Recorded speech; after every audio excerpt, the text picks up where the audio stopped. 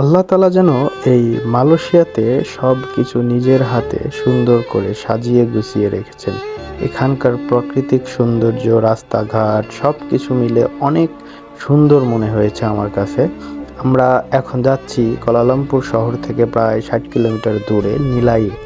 তো আমাদের এখন গাড়ির গতিবেগ ঘন্টায় ১২০ কিলোমিটার।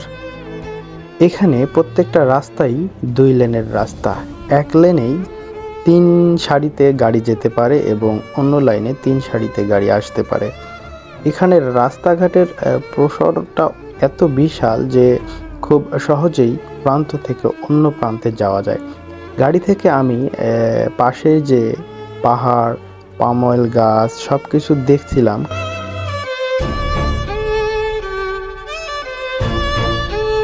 এখানকার প্রাকৃতিক সৌন্দর্য সত্যি আমাকে মুগ্ধ করেছে।